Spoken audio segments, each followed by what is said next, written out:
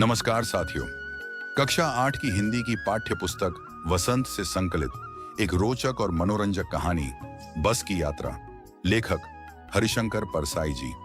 ये कहानी सिर्फ एक यात्रा का वर्णन नहीं, बल्कि जीवन के अनुभव, हास्य और व्यंग्य की एक झलक है। हम 5 मित्र थे, मैं, डॉक्टर शर्मा, वकील साहब, सेठ रघुनाथ और मास्टर जी। निर्णय हुआ कि शाम 4 बजे की बस से पन्ना चलेंगे। वहीं से 1 घंटे बाद बस मिलती है जो सतना तक जाती है, और सतना से जबलपुर की ट्रेन पकड़कर सुबह घर पहुंचना आसान रहेगा। वकील थोड़ी गंभीर आवाज, देखो भाइयों, सुबह तक घर पहुंचना जरूरी है। कल केस की तारीख है, हाजिर रहना ही पड़ेगा। डॉक्टर, और मुझे सुबह 7 बजे तक अस्पताल में राउंड लेना है, बस यही रास्ता ठीक रहेगा। सेठ, सुन रखा है ये शाम वाली बस बड़ी पुरानी है, लोग कहते हैं इससे समझदार आदमी सफर नहीं करते। मास्टर जी हंसते हुए, क्यों भला, क्या रास्ते में डाकू मिलते हैं? सेठ रहस्यमय स्वर में, डाकू नहीं, लेकिन बस खुद डाकिन है। जब बस सामने आई तो हमारे भीतर श्रद्धा उमड़ पड़ी। वह बस नहीं, एक वृद्धा देवी थी, जिस पर समय के अनगिनत निशान उभरे थे, जैसे इतिहास के पन्नों पर धूल जमी हो। मास्टर जी, वाह, यह तो किसी संग्रहालय में होनी चाहिए थी, सड़क पर नहीं। वकील, फिर भी चलती है क्या? ड्राइवर थोड़ा गर्व से, चलती क्यों नहीं साहब, अभी चलेगी। डॉक्टर मजाक में, बस खुद चलती है या आप धक्का लगाते हैं? ड्राइवर हंसते हुए, अपने आप चलती है बाबूजी, यही तो इसकी खासियत है। हम हंसते हुए भीतर बैठ गए। जो लोग हमें छोड़ने आए थे वे ऐसे देख रहे थे जैसे किसी अंतिम विदाई का दृश्य हो। उनकी आंखें कह रही थीं, जाओ मित्रों, आया है सो जाएगा, पर बस की दुआ करना। इंजन स्टार्ट हुआ, ऐसा लगा मानो पूरी बस ही इंजन बन गई हो। हर सीट, हर पेंच, हर खिड़की अपने ढंग से आवाज निकाल रही थी। डॉक्टर, ये तो लग रहा है मानो बस नहीं, स्वतंत्रता संग्राम का मैदान है। हर पुर्जा अपनी अपनी आजादी के लिए लड़ रहा है। वकील, सच कहा डॉक्टर साहब, ये बस तो असहयोग आंदोलन में पूरी तरह प्रशिक्षित लगती है। कभी लगता सीट शरीर को छोड़ भाग गई है, कभी शरीर सीट को छोड़ रहा है। यह तय करना मुश्किल था कि हम बस पर बैठे हैं या बस हम पर। कुछ मील चले ही थे कि बस अचानक रुक गई। यात्री एक साथ, क्या हुआ? अरे भाई, अब क्यों रुकी?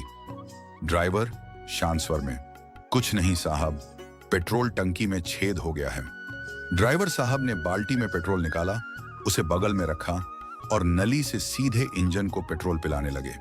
दृश्य ऐसा लग रहा था जैसे कोई मां बच्चे के मुंह में शीशी लगा रही हो। मास्टर जी, अगर थोड़ी देर बाद ये इंजन गोद में लेकर चलाएंगे तो आश्चर्य मत करना। सेठ हंसते हुए, वाह रे प्रगति, ये तो मोबाइल पेट्रोल पंप है। बस फिर से चल पड़ी, बहुत धीरे। चारों ओर हरियाली थी, पेड़ों पर चिड़ियां चहक रही थीं, पर मुझे हर पेड़ दुश्मन लगता था।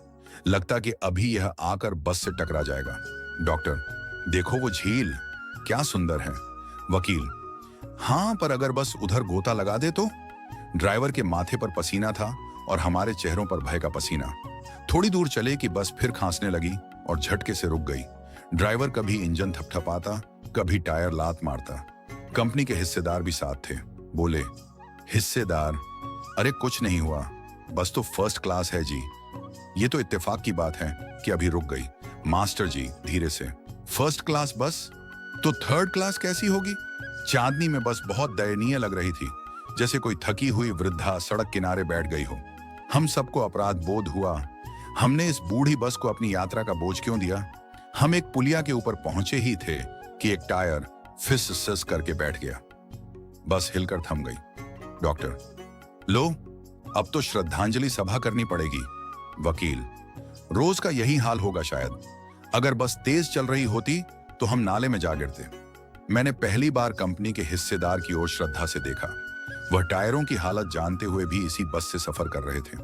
सोचा, ऐसा साहसी व्यक्ति किसी क्रांतिकारी आंदोलन का नेता होना चाहिए था। अगर बस नाले में गिर जाती और हम सब मर जाते तो देवता कहते, देखो वो महान व्यक्ति आ रहा है जिसने टायर बदलने से पहले प्राण दे दिए। नया टायर लगा और बस फिर चली। पर अब किसी को मंजिल की परवाह नहीं थी। पन्ना पहुंचना तो दूर, लगता था शायद यह बस हमें सीधे परलोक स्टेशन ले जाएगी। सेठ, भाइयों, अगर अगले जन्म में मिले तो बस से मत चलना। मास्टर जी, नहीं नहीं, अगले जन्म में मैं बस ही बन जाऊंगा, ताकि सबको पता चले दर्द क्या होता है। हम हंसने लगे। तनाव खत्म हुआ, डर मिट गया। अब बस में दोस्ती, हंसी और अपनापन था।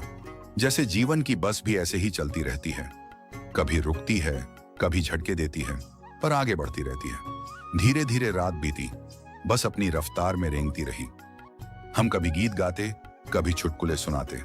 वह खटारा बस अब हमें प्यारी लगने लगी थी, क्योंकि उसने हमें धैर्य, विनोद और अपनापन सिखाया था। डॉक्टर, देखा दोस्तों, हर सफर मंजिल तक पहुंचाने के लिए नहीं होता, कुछ सफर हमें स्वयं को समझाने के लिए होते हैं। वकील, सही कहा। इस बस की यात्रा ने हमें सिखाया, पुरानी चीजों में भी अनुभव का खजाना छिपा होता है। मास्टर जी, और सबसे बड़ा सबक, हंसते रहो, क्योंकि हंसी ही यात्रा को आसान बनाती है। आप सुन रहे थे बस की यात्रा, लेखक हरिशंकर परसाई। तो साथियों, याद रखिए, जीवन की हर यात्रा में मंजिल से ज्यादा सफर का मजा लेना चाहिए। कभी बस धीमी हो तो शिकायत मत कीजिए, क्योंकि वही रुकावटें हमें मुस्कुराना सिखाती हैं।